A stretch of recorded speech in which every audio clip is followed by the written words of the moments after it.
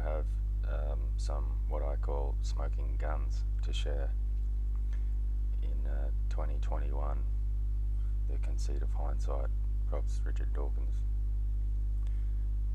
Here, well, the smoking gun thing, it's not anything new. The fact that it's a smoking gun is new, though, because of time. So at first, it's not really. It's just like, oh yeah, what's the go there? And then after, 9 months later, when it turns into nothing, no one said anything about that, then it's like, oh, maybe that's where we go. So, quite simple, really. I think everything I know is simple by definition. The one is that one of the guns is that we have in the global community, the global scientific community, we have a PhD virologist in Germany named Stefan Lanka, who for quite some time now has been arguing that viruses are not disease-causing organisms. Viruses are not what we in the mainstream institutional literature are saying they are. Whatever. Yeah, I'm sure his arguments can get very complex, and I'm not going to do that here. I probably can't. But we've had him, and I bring him up because in a way, he's like my champion for me to say, well, yes, I do have a PhD virologist. Sounds a bit weird, I know. But yes, he does agree with the way I see things too. He's here mentioned because he's the most popular of the germ theory, maybe you call it denier. He's not convinced that the germ theory of disease is how disease genesis works in reality. And that's okay. But he's been credited with finding one of the viruses, a first of its kind from the ocean, some kind of virus, giant virus. So anyway, he's the most famous because in Germany, they have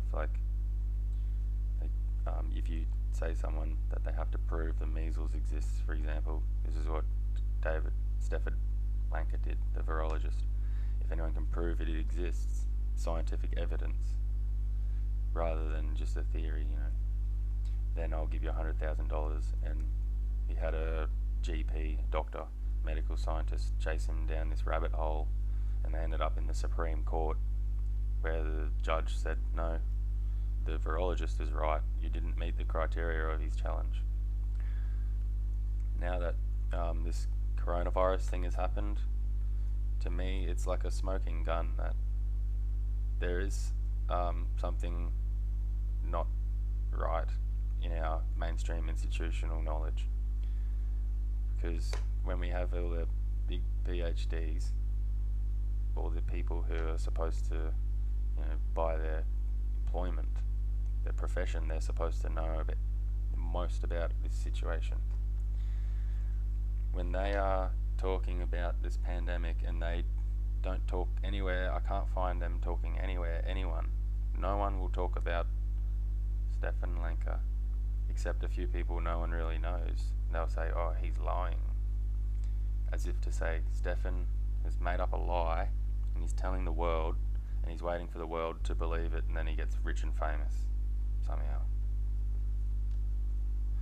Somehow people believe that's happening.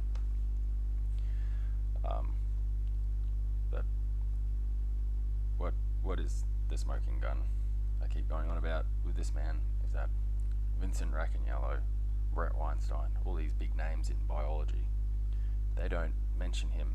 They don't mention what he might be thinking about during this pandemic. And if it's a pandemic if it's an actual pandemic, I mean, the fact is you don't know until you see a marching disease, until you actually see it. Case numbers and all that, that's a theory. On the news, that's a theory, that's a hypothesis. So if there's a pandemic, this theory that there's a pandemic, what these head honchos should be doing is, this is how we know it's real.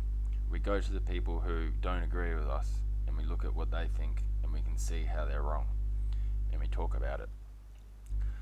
When all these big names in biology, and yet no one mentions this PhD in Germany, a virologist who doesn't think viruses cause disease. That to me is a smoking gun. Okay, maybe it's not a smoking gun, but what about this one? The front cover of the pandemic theory, I'm not saying the conspiracy or anything like that, but the cover data, which is to say the front page of the pandemic theory book, if it was a metaphorical book, is case numbers rising. And this is this is probably as simple as it gets. And maybe like I was convinced there's nothing to it because it's too simple, everyone should see this, but I'm starting to think that, if not showing a rise in case numbers, what else would be our front page cover evidence for the idea of a pandemic? Would it be the amount of tests that we're doing every day? What if we showed the whole world, look how many tests we're doing every day for COVID-19, it's exponentially growing? Would that be the cover photo for the pandemic theory? Hey everyone, look, we've got a pandemic, we've got all these tests happening and there's more and more every day for this certain genetic sequence, and it's not 100%. We don't know what percent it is really. Obviously it wouldn't be, hey world, look, we're doing all these tests for this genetic sequence and some of them are passing back positive. Look at all the tests we're doing every day. Do you get it now? Where it looks like we're in a pandemic. Obviously we wouldn't do that. But when we say, look at all these cases rising every day, that is enough to have the whole world say, that's the front page for this idea of a pandemic. That's the front page cover. Okay, look at all those cases rising. The fact that this is the front page cover of the pandemic and not, look at this sudden increase in pneumonia or death with pneumonia. Look at this sudden increase in 2019, starting in Wuhan, spreading out.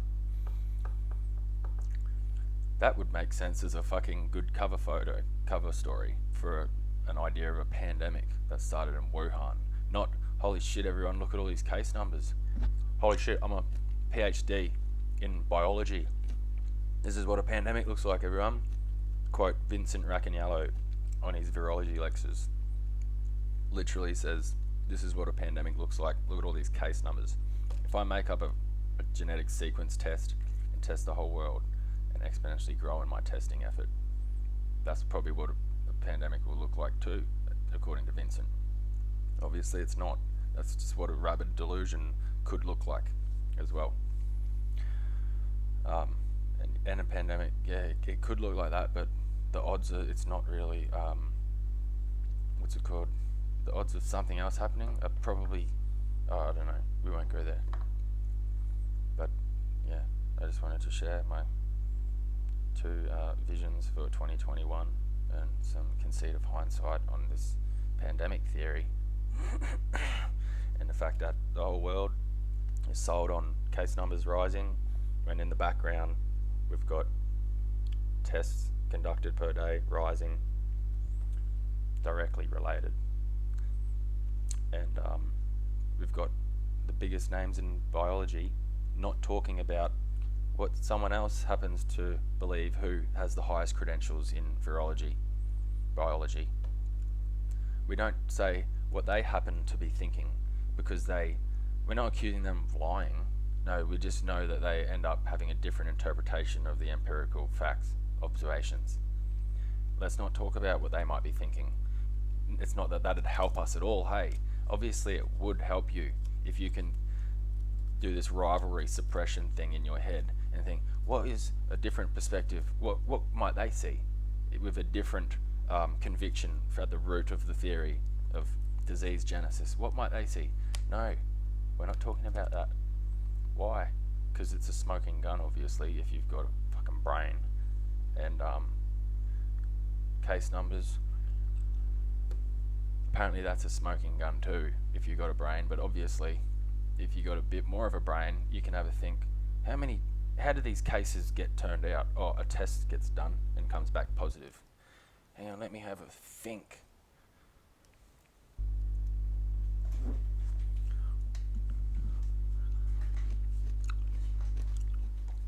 Oh my god.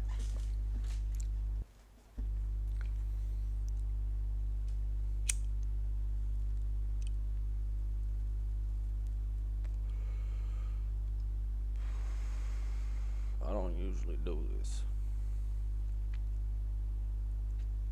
but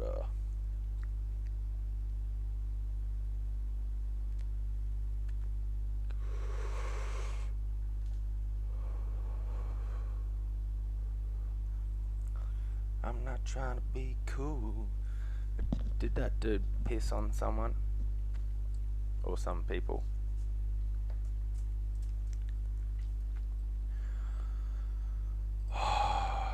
So we're in 2021 and we've got smoking guns. They're ready now.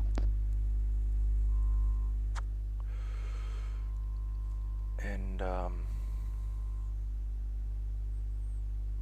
this is all legal. All this lockdown's legal apparently. As Scott Morrison said, the pandemic writes its own rules. That means we know it's not legal, but because we think, in brackets, we think there's a pandemic, we have to just all the police and everyone's in on it, we're just gonna fucking force these rules in and deal with it later because the pandemic's writing the rules.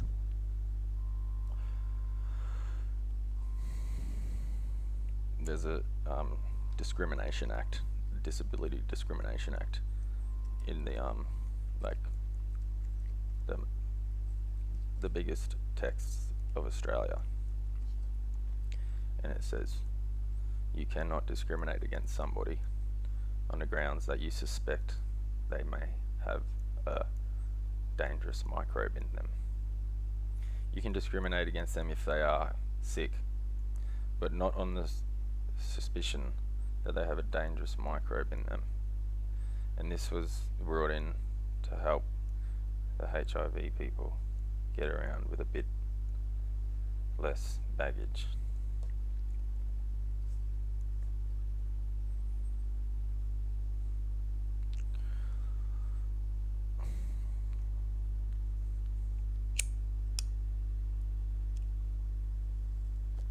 But the pandemic writes its own rules.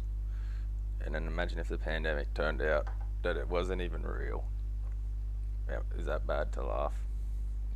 I'm sorry if that offends you, but the fact is I don't know anyone who knows anyone who knows anyone fucking to infinity that knows anyone who's lost a significant amount of family members.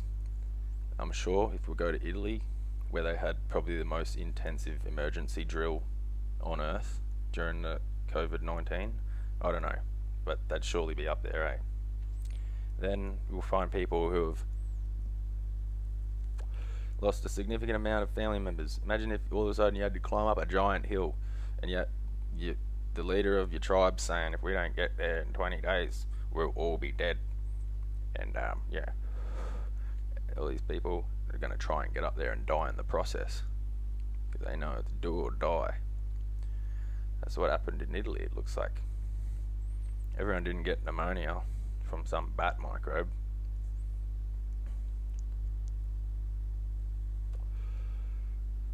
But understand, it could be true. Maybe a new microbe that they found antibodies from all around the world before Wuhan was announced. But yeah, maybe it started in Wuhan.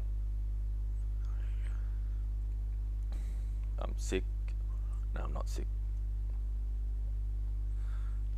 I am getting burdened with hearing people that are not convinced there's a pandemic telling me about how they know everything, about how they know all the lies, they know where all the lies are, and that I need to go on this or that website and do myself a favour.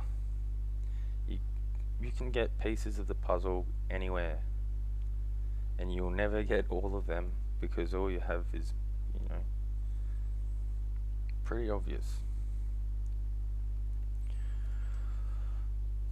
I have come to feel as though some people may know that the contagion theory is not as accurate as the alternative.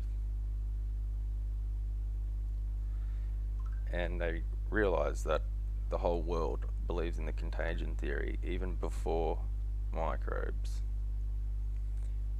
You get contagious from an evil spirit. You get disease. That's been this whole psychology this whole time. You get it. Something gets you. They feel some people are coming to see that that's not how it is, and these people have a lot of power.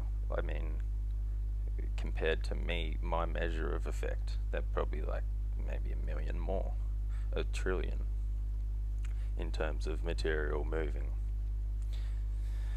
So would they come out straight away and say this, that and the third and just cause a major shitstorm? Probably not.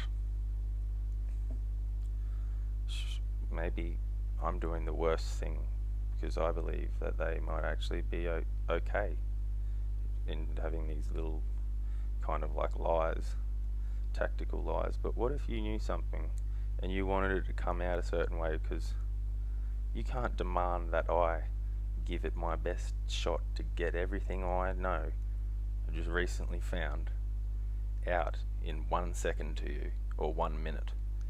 If I do that and then you kill me after that minute, you'll get it wrong, I'm sure, and it'll be terrible.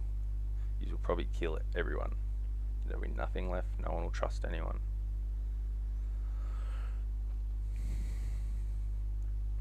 So I feel that maybe this is how they're telling everyone. We have to tell ourselves. We have to go through the process. Perhaps it's a peaceful revolution. And then again, maybe these people don't know. This feeling I have is a 50-50, because it's just as well happening that the culture that loves vaccination and fears germs is in its crescendo party. It is partying, and this is the point where everyone needs to jump on board because it's getting old. These people who don't believe that this party is legit have been here 200 years, and they've been coming out of universities with PhDs the whole time that PhDs have been out. Maybe this is actually scrap that. There's all kinds of options of what may be happening. But these feelings I'm expressing of someone knowing about it and still being a good person and labouring for truth in the matter, but trying to build it a certain way with the human culture. And then the feeling of maybe no one knowing it all except a few people, 100, 200, 1,000. waiting for a critical mass or incubation period to be over, whereby human revolution truly occurs from blaming disease on other things to conceding it as an operating process of this body. And the line between this body and not the body is not really one to be found.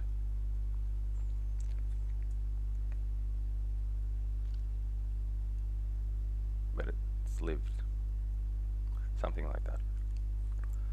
But the feeling of, maybe it's the whole world saying, well, here we are, we're humanity, we are great, we save lives with vaccination too. And then we've got Bill Gates. He's made amazing tech, and Billy Gates wants to be even better, so he sets the world up to do a great thing and try to stop all the disease. That's his next move. He's built the computers. He's done all that. Now he doesn't know what maybe he's just like, I'll set the world up because disease is bad. Something that we can fight. So he sets up this mega structure, and it's kind of like he's taken over the world, but he's happy to do it because it's benevolent and it's altruistic. And I think it might all be based on a big delusion. And so he basically capitulates on taking over the world, as in saving it. Not as an ulterior motive to have power over everyone, but as a primary endeavour to make the world a better place. I mean, he is part of the world.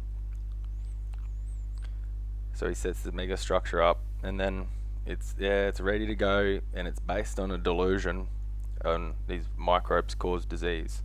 He finally sets up the structure, and then it sets off because someone in China is going wild about his new idea that there's just too much coughing in Wuhan and everywhere. It's disgusting, and they look at all this disease, and then they find some people with pneumonia, and they don't pass a test. So then they get, look, maybe there is something happening. So then all this emotional, cultural force goes into some money and says, yeah, pay these people to go and analyze 3 patients in Wuhan of this criteria in this time, and we'll make a new virus signature because we're worried there's a new virus.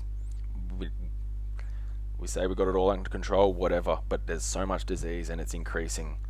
This kind of endeavor, this initiative is going to bring about.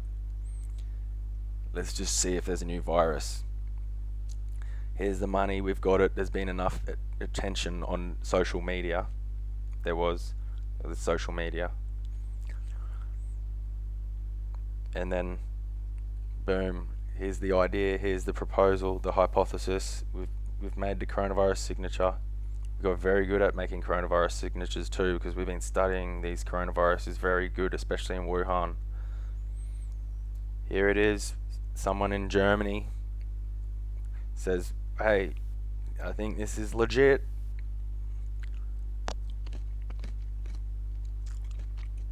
Test kits get ordered. News stories get put out. Bill Gates is ready, he's flexing. His machine's ready. Takes it up the bait. That works. A virus, it's new. It's spreading. We've got cases growing across the world. We see the material there from the sample, and it's a little bit, it's round. It's like 10 nanometers or 100. Can't remember. I think it's 100. We'll say that's the virus. We put it onto some cells. We put all these this supernatant that we say the virus is in, and the cells died. We're in a pandemic, it looks like. We've got nowhere else to go intellectually to challenge ourselves. We're in a pandemic. And Big Billy Gates is just like, We are in a pandemic. Boom, boom, boom, boom, boom, boom, boom, boom, boom, boom, boom. This is the new world, people. Wake up. That's what he's like, and he's sincere. And then people who see these little, maybe they sense something's amiss, and they hear that, well, German PhD or big boss over there thinks that disease is caused not by germs. Oh, they're lying. It's an intellectual shortcut, in my opinion. And this is where Friedrich Nietzsche, he's very significant, they say. And I say he's very significant when he said that conviction is a greater enemy of truth than lies. And that's conviction. If it's erroneous, it'll even look like a lie to some people. No, there's no lie there. Fuck, maybe it's the truth. Boom. Lies are easier to see, but when someone is convinced and they feel good about it, it's like spiritual concrete. I don't know. That doesn't make sense, maybe, but he said that, and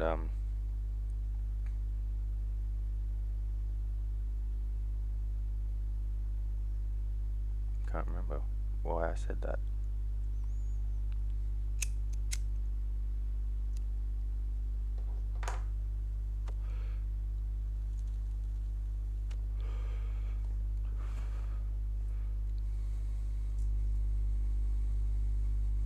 Where to next? Well, the people who think they're saving the world, they're building all these big systems and 5G driverless cars. That's basically the best humanity can do for itself, apparently.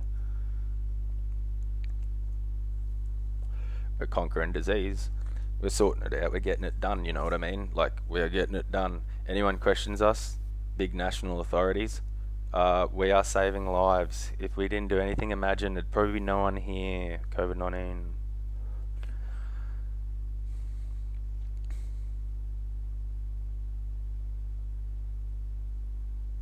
And then, like I was saying, these people, like I meet all the time, they're so angry because they see some big facts. Like, well, there's something that's obviously wrong, and then they take the lead to take on some videos, and then there's all these big, and then all of a sudden there's these nefarious characters in their reality that they're convinced of, that want to just kill people, have sex with prepubescent organisms, and uh, make a lot of people feel really bad. Make as many people as they can feel bad. Yeah, and that these characters don't exist in my world. I'm not convinced of them, but I'm not like shutting off the possibility. Everything, infinite possibilities in my world.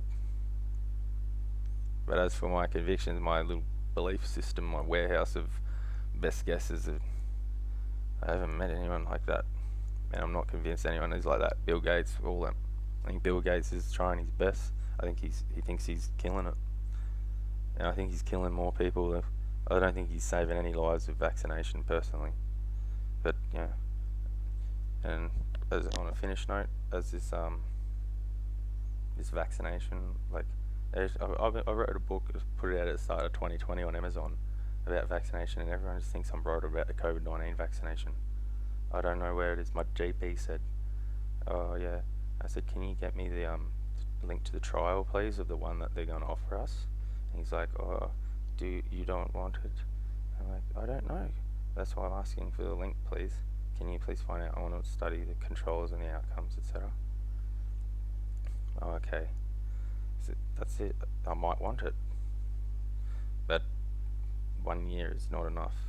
Even if they did lower the mortality rate in the vaccinated group and the overall disease incidence, even if they did that for 1 year, which would be the first of its kind in controlled experiment, I still would not take it, because that's just 1 year, and that's the first of its kind, And I know that I believe that there are ways that you can suspend disease and mortality, but you always you have to pay for it.